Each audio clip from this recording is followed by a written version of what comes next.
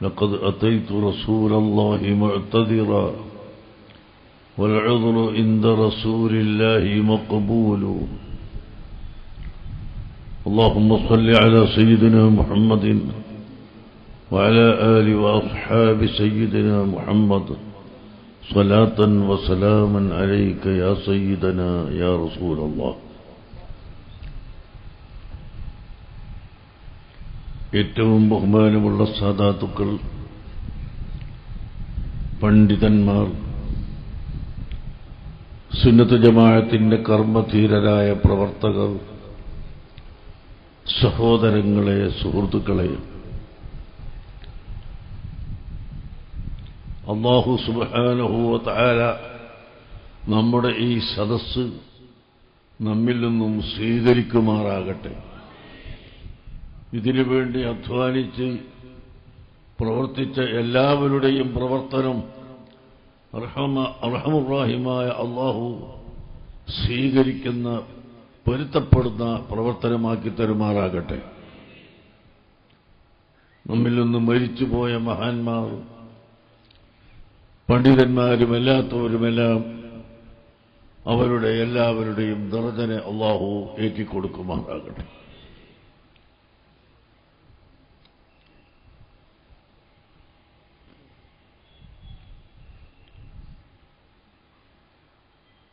മാനവികത പ്രസംഗിച്ചാലും ശരീഅത്ത് പ്രസംഗിച്ചാലും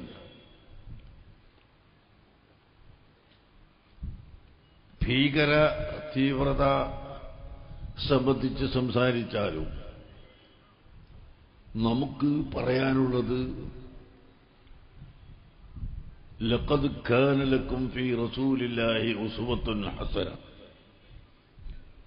അല്ലാഹുവിന്റെ റസൂലിൽ നിങ്ങൾക്ക് ഏറ്റവും നല്ല ഉത്തമമായ മാതൃകയുണ്ട് എന്ന് പരിശുദ്ധ ഖുർആൻ പഠിപ്പിച്ച ആ മാതൃകയെ സംബന്ധിച്ചാണ്.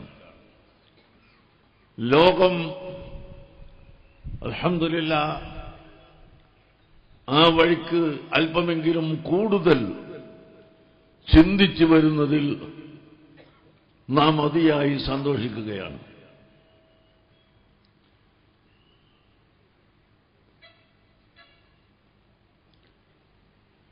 കാരന്തൂരിലെ മർക്കസിന് മർക്കസു സഖാഫത്തി സുന്നിയ എന്ന്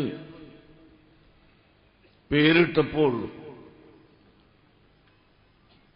ആ കാലഘട്ടത്തിൽ ചില അറബി സഹോദരന്മാർ ഉപദേശിക്കുമായിരുന്നു, സുന്നിയ എന്ന് പേര് വേണ്ടില്ലായിരുന്നു, ഇസ്ലാമിയ എന്ന് പേര് വെച്ചാൽ മതിയായിരുന്നുവല്ലോ എന്ന് നമ്മളോടൊക്കെ ഉപദേശിച്ചിട്ടുണ്ട്.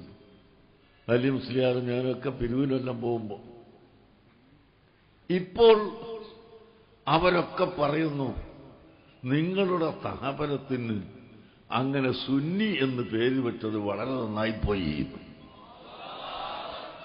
കാരണം ആഗോള അടിസ്ഥാനത്തിൽ പരിശോധിക്കുമ്പോൾ ഭീകരപ്രസ്ഥാനത്തിന് ബീജാഭാവം നൽകിയത് ബിദഈ പ്രസ്ഥാനക്കാരാണ് എന്ന് ആളുകൾ കണ്ടുപിടിച്ചിരിക്കുന്നു. അതുകൊണ്ട് തന്നെ തുറന്ന ഭാഷയിൽ സുന്നത്ത് ജമാഅത്തിനെ സംബന്ധിച്ച് പറയാൻ അറബ് രാഷ്ട്രങ്ങളിലുള്ള ജനങ്ങൾ വരെ തുടങ്ങി. കഴിഞ്ഞ 2 മാസം മുമ്പ് റഷ്യയുടെ ഭാഗമായ ശീഷാനിൽ, ചെച്ചിനിയയിൽ ഞാൻ ഒരു സമ്മേളനത്തിന് പോയി. ആ സമ്മേളനത്തിന്റെ ഹെഡിങ് തന്നെ മൻ ഹും അഹ്ലുസുന്ന വൽ ജമാഅ. അഹ്ലുസുന്നത്ത് വൽ ജമാഅത്ത് ആരാണ് എന്നായിരുന്നു. നേരത്തെ 2 മാസം മുമ്പ് ഇങ്ങോട്ട് വിഷയം എഴുതി അയക്കുകയും അതിൽ അവതരിപ്പിക്കാനുള്ള പ്രബന്ധം ഞാൻ എഴുതി അയച്ചു കൊടുക്കുകയും ചെയ്തിരുന്നു. ആ കൊടുത്തതിൽ ഒരു പുള്ളി പോലും വ്യത്യാസമില്ലാതെ അവർ അവിടെ അച്ചടിച്ച് പ്രസിദ്ധപ്പെടുത്തി. മറ്റ് രാഷ്ട്രങ്ങളിൽ നിന്നും പലരുടെയും പ്രബന്ധങ്ങൾ പ്രസിദ്ധീകരിക്കുന്ന കൂട്ടത്തിൽ എന്റെ പ്രബന്ധവും പ്രസിദ്ധീകരിച്ചു.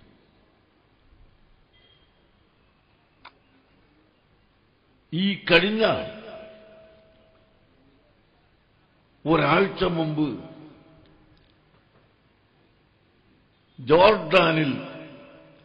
ജോർഡാനിന്റെ തലസ്ഥാനമായ അമ്മാനിൽ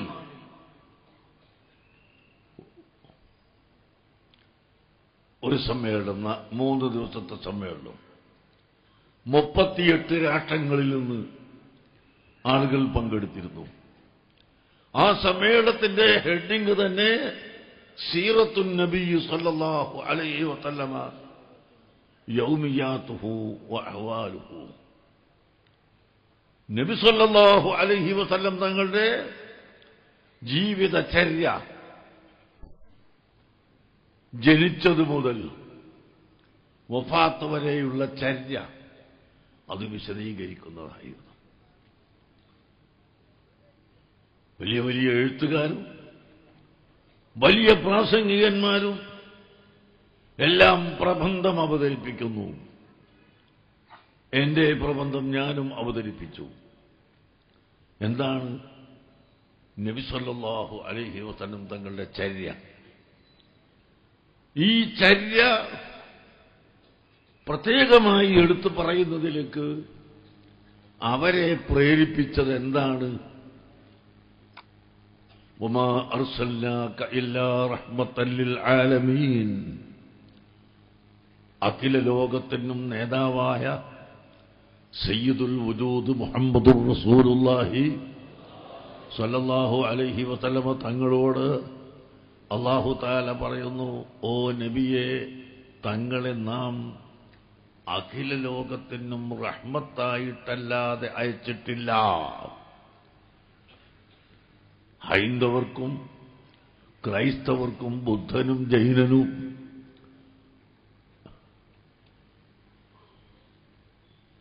എന്നല്ല, മുസ്ലിമീങ്ങൾക്ക് മാത്രമല്ല, ഇവിടെയുള്ള എല്ലാ ജനവിഭാഗത്തിലും എല്ലാ വസ്തുക്കൾക്കും റഹ്മത്താണ് നബിതങ്ങൾ എന്ന് പരിശുദ്ധ ഖുർആൻ പഠിപ്പിച്ചു.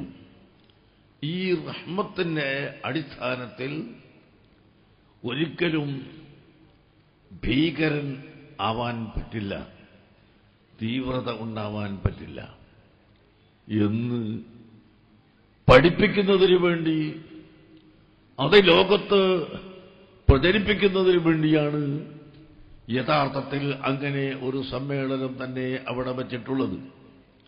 ഞാൻ പറഞ്ഞതിന്റെ താല്പര്യം, മുസ്ലിം സമുദായം ഉണർന്നു ചിന്തിക്കണം. ഇവിടെ ഭീകരതയും തീവ്രതയും ഉണ്ടാക്കിയത് മഹാന്മാരുടെ സ്ഥാനം താഴ്ത്തിപ്പറയുന്ന നൂതന സിദ്ധാന്തക്കാർ, സലഫി ചിന്താഗതിക്കാർ, അവരാണ് ഇവിടെ ഭീകരതയുണ്ടാക്കിയത്. അത് ഞങ്ങൾ പറയുമ്പോഴേക്ക് കുഴപ്പമുണ്ടാക്കി, അഭിപ്രായ വ്യത്യാസം ഉണ്ടാക്കി എന്ന് പറഞ്ഞിട്ട് നമ്മളെ തലേക്ക്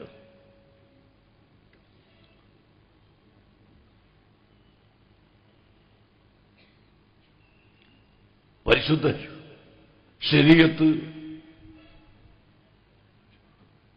അതിന്റെ ആശയം എടുത്തു കളഞ്ഞ് ഏക സിവിൽ കോഡ് കൊണ്ടുവരണമെന്ന് ഇവിടെ വാദിച്ചുകൊണ്ടിരിക്കുന്നവരുണ്ട്.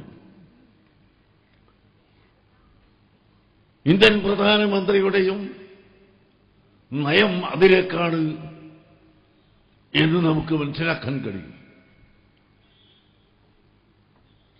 ഇത് യഥാർത്ഥത്തിൽ ഒരിക്കലും നടക്കാത്ത വിഷയം അല്ലേ ഏക സിവിൽ കോഡ്? ഈ സിവിൽ കോഡ് എന്ന് പറയുന്നത്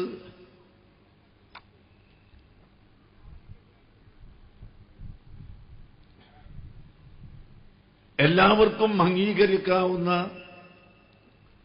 എല്ലാവർക്കും സ്വീകരിക്കാവുന്ന ഒരു ജീവിത പദ്ധതി എന്നാണല്ലോ അതിന്റെ ചുരുക്കസാരം. നിങ്ങൾ നോക്കൂ,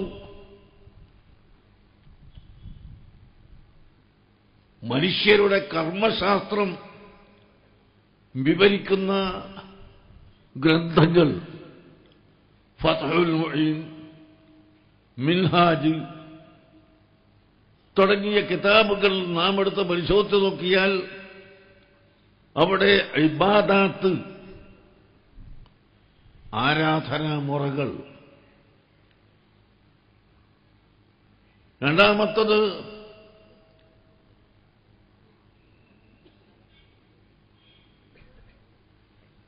മുനാക്കഹാത്ത്, വൈവാഹിക ജീവിതം, മുആമലാത്ത്, കച്ചവടം, കൃഷി തുടങ്ങി മനുഷ്യർ തമ്മിൽ ചെയ്യുന്ന ബന്ധങ്ങൾ. അങ്ങനെ ഇബാദാത്ത്, മുആമലാത്ത്, മുനാക്കഹാത്ത്, ഇതിലെല്ലാം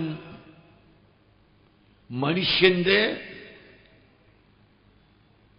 ജീവിത പദ്ധതി ഉൾക്കൊള്ളുന്നത് കൊണ്ട് പ്രത്യേകം ഒരു സിവിൽ കോഡ് ഗ്രന്ഥങ്ങളിലുണ്ടായില്ല.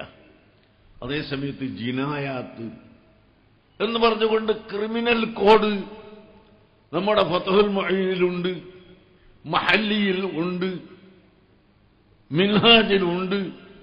എല്ലാ കിതാബുകളിലും ഈ മൂന്നിന് പുറമെ ക്രിമിനൽ നിയമങ്ങൾ നമ്മുടെ പണ്ഡിതർസിൽ ഓതുന്ന കിതാബുകളിൽ ഉണ്ട്.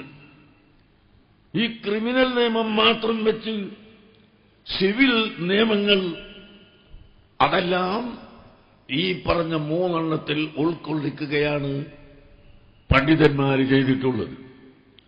അങ്ങനെ ഇസ്ലാം തന്നെ അതിന് സംവിധാനം നമുക്ക് പഠിപ്പിച്ചു തന്നിട്ടുണ്ട്.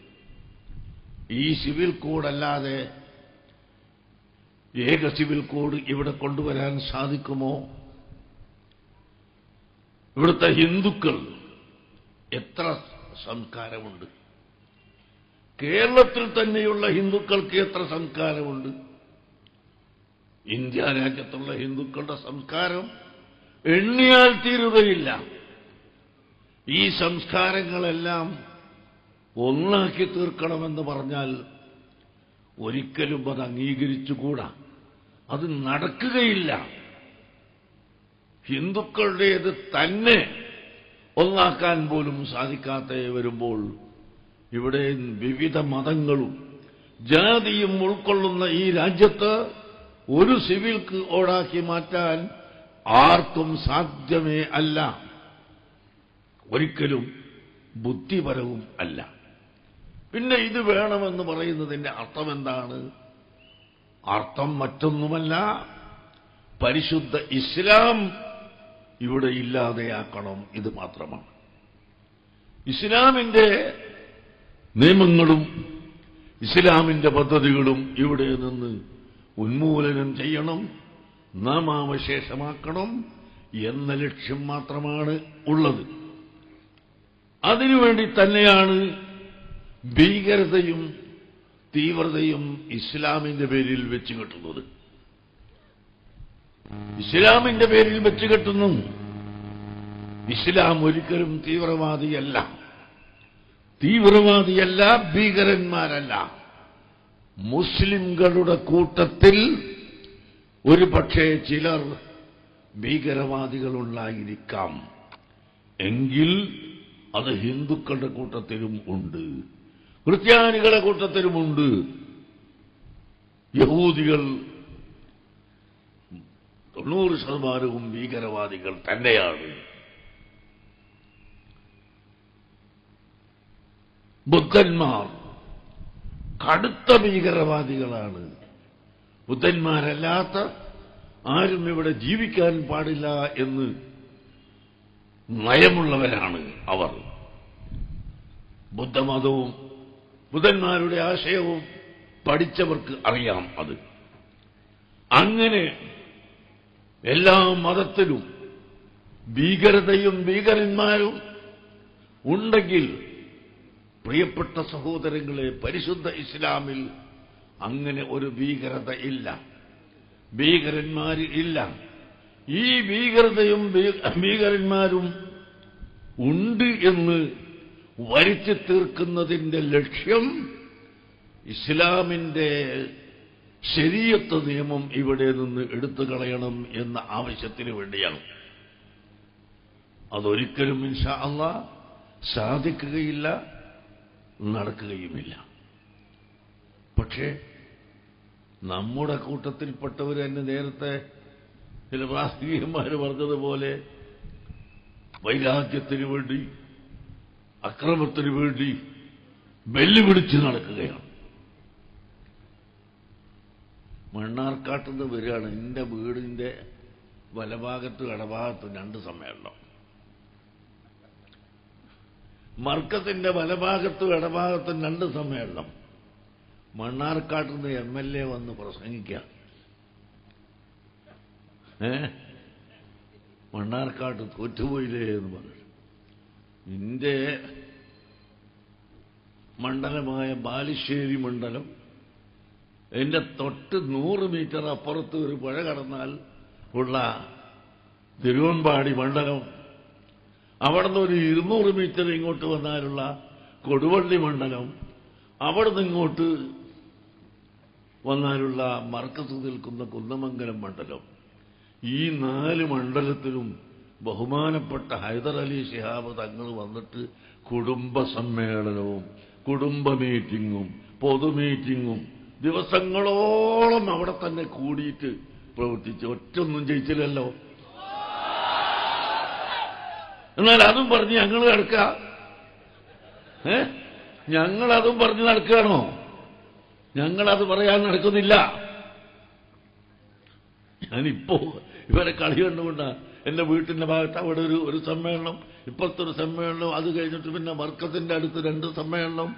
ഈ സമ്മേളനത്തിലൊക്കെ മണ്ണാർക്കാട് MLA പങ്കെടുത്ത് സംസാരിക്കുന്നു എന്ന് പറഞ്ഞിട്ട് വളരെ അഭിമാനത്തോടുകൂടി സംസാരിച്ച് ചീത്ത പറഞ്ഞിട്ട് വരികയാണ്. ഞങ്ങൾ ഇലക്ഷൻ കഴിഞ്ഞിട്ട് അതിനുശേഷം എവിടെയെങ്കിലും ഒരു ശബ്ദം, ഒരക്ഷരം ഞങ്ങൾ സംസാരിച്ചിട്ടുണ്ടോ? ഉണ്ടെങ്കിൽ ഞങ്ങൾക്ക് പറയാനില്ലേ? ഞാൻ പറഞ്ഞില്ലേ, ഈ 4 മണ്ഡലം എന്റെ തൊട്ടടുത്ത്, ഞാൻ എല്ലാ ദിവസവും ഈ 4 മണ്ഡലത്തിൽ കൂടെ പോകണം, എന്റെ പുരയിൽ കൂടെ. അങ്ങനത്തെ ആ 4 മണ്ഡലത്തിൽ എത്ര ദിവസമാണ് അവിടെ വന്നിട്ട് കുടുംബ മീറ്റിംഗ് കൂടിയത്. എല്ലാ വീട്ടിലും പോയിട്ട് ഇതിൽ പെണ്ണുങ്ങളൊക്കെ വിളിച്ചു കൂട്ടി, ആളുകൾ വിളിച്ചു കൂട്ടി കുടുംബ യോഗം നടത്തി. പിന്നെ അതിനുശേഷം പഞ്ചായത്ത് യോഗം നടത്തി, പിന്നെ മണ്ഡല യോഗം നടത്തി. ഇതെല്ലാം നടത്തി ഒരൊറ്റത്തിലും ജയിച്ചില്ല. അപ്പൊ അതങ്ങനെയാണ്. ഈ ഇലക്ഷൻ എന്ന് പറയുന്ന സാധനം അങ്ങനെയാണ്. ഞങ്ങൾ ഇലക്ഷന് വേണ്ടിയിട്ട് പ്രവർത്തിച്ചിട്ടുമില്ല, ഞങ്ങൾ ഇലക്ഷന് വേണ്ടി പ്രവർത്തിച്ചിട്ടുമില്ല, ഞാനൊട്ട് പ്രഖ്യാപിച്ചിട്ടുമില്ല. ഞാനൊരൊറ്റ വാക്ക് പത്രക്കാർ ചോദിച്ചപ്പോൾ പറഞ്ഞു, കൊലപാതകത്തിന് അനുകൂലമായി നിൽക്കുന്നവർ തോറ്റുപോകണം എന്ന്. ഞാൻ പറഞ്ഞത് അതാണ്. കൊലപാതകത്തിന് അനുകൂലമായി നിൽക്കുന്നവർ ജയിക്കാൻ പാടില്ലാതെ ഞങ്ങൾ എത്തേണ്ടത്. പക്ഷേ പറഞ്ഞത് ജയിച്ചോളുന്നില്ലാതെയല്ല ഞാൻ പറഞ്ഞത്. 4 എണ്ണവും തോറ്റുപോയില്ലേ അവിടെ? നമ്മളെ തങ്ങൾ പറഞ്ഞ് ജയിച്ചില്ലല്ലോ. അപ്പോ ബഹുമാനപ്പെട്ട സയ്യിദന്മാരെ പോലും കൊണ്ടു നടന്നിട്ട് ബുദ്ധിമുട്ടാക്കി അവരെ മോശമാക്കാൻ നിൽക്കുന്ന ആളുകൾ ഈ സുന്നത്ത് ജമാഅത്ത് ഇവിടെ എന്തെങ്കിലും ഒന്ന് വെക്കുമ്പോൾ അതിന് ചീത്ത പറയാൻ നടക്കണ്ട. എല്ലാവരും ഒറ്റക്കെട്ടായി പ്രവർത്തിച്ചിട്ട് നമ്മുടെ നാട്ടിൽ ശരീഅത്ത് നിയമം, അതിനെല്ലാവരും ഒന്നായി പ്രവർത്തിക്കണം. ശരീഅത്തിനെതിരായി വരുമ്പോ അവിടെ എല്ലാവരും ഒന്നിക്കണം. അതേ പ്രകാരം പിന്നെ സെലഫിസം ഞങ്ങൾക്ക് വിട്ടുകൂടാന്ന് പറഞ്ഞാൽ പറ്റൂല. സെലഫിസത്തിനെ ഞങ്ങൾക്ക് വിട്ടുകൂടാന്നല്ലേ പ്രത്യേകം പറഞ്ഞത്. അത് ഞങ്ങൾ സമ്മതിക്കൂല. സെലഫിസത്തിന് വിട്ടേ പറ്റൂ. അടുത്ത ഭാവിയിൽ സെലഫിസത്തെ ഞങ്ങൾ കൈയൊഴിഞ്ഞിരിക്കുന്നു എന്ന് നിങ്ങളെ കൊണ്ട് പറയിപ്പിക്കും. പറഞ്ഞിട്ടില്ലെങ്കിൽ ഈ സെലഫികൾ ഇവിടെ ഭീകരവാദം വളർത്തും. ഉറപ്പാണ്. അവരാണ് ഇവിടെ വളർത്തിയത്. ഭീകരവാദവും തീവ്രവാദവും എന്ന് പറഞ്ഞാൽ മനുഷ്യന്മാരെ വിലയില്ലാണ്ടാകുക, സ്ഥാനമുള്ളവരെ വിലയില്ലാണ്ടാകുക. ആലിമീങ്ങളും ഔലിയാക്കളും ആരിഫീങ്ങളും ശൈഖന്മാരും അവരുടെ മഹത്വവും അവരുടെ സ്ഥാനവും വകവെച്ചു കൊടുക്കുന്നവരാണ് സുന്നത്ത് ജമാഅത്തിന്റെ ആളുകൾ, അല്ലേ? അഹ്ലു സുന്നത്ത് വൽ ജമാഅത്ത് മഹാന്മാരായ ആളുകളുടെ സ്ഥാനം വകവെച്ചു കൊടുക്കുന്നവരാണ്. അതില്ലെന്ന് പറയുന്നവരാണ് ഇവിടുത്തെ സലഫി വിഭാഗം. എല്ലാവരും കണക്കാണ്. ഔലിയാക്കളും കണക്ക്, സയ്യിദന്മാരും കണക്ക്, ആലിമീങ്ങളും ശൈഖന്മാരും എല്ലാം ഒരേ സ്ഥാനമാണ്. ഒരാൾക്ക് മറ്റൊരാളെക്കാൾ സ്ഥാനം ഇല്ല എന്ന് പറയുന്നവരാണ് ഇവിടുത്തെ സലഫിസം. അത് പറയുന്നത് കൊണ്ട് തന്നെയാണ് ജനങ്ങളെ അവർ മൃഗത്തോട് തുല്യമായി കാണുകയും മൃഗത്തെ കൊല്ലുന്നത് പോലെ അതല്ലെങ്കിൽ മറ്റു വല്ല ജീവികളെ കൊല്ലുന്നത് പോലെ മനുഷ്യരെ കൊല്ലാൻ അവർ പ്രേരിപ്പിക്കുകയും ചെയ്യുന്നത്. ഈ സലഫിസത്തിൽ നിന്ന് ഏത് കാലം ഇവിടെ നാം മടങ്ങുന്നുണ്ടോ, ആളുകളെ മടക്കുന്നുണ്ടോ, അന്ന് മാത്രമേ രാജ്യത്ത് സമാധാനമുണ്ടാവുകയുള്ളൂ.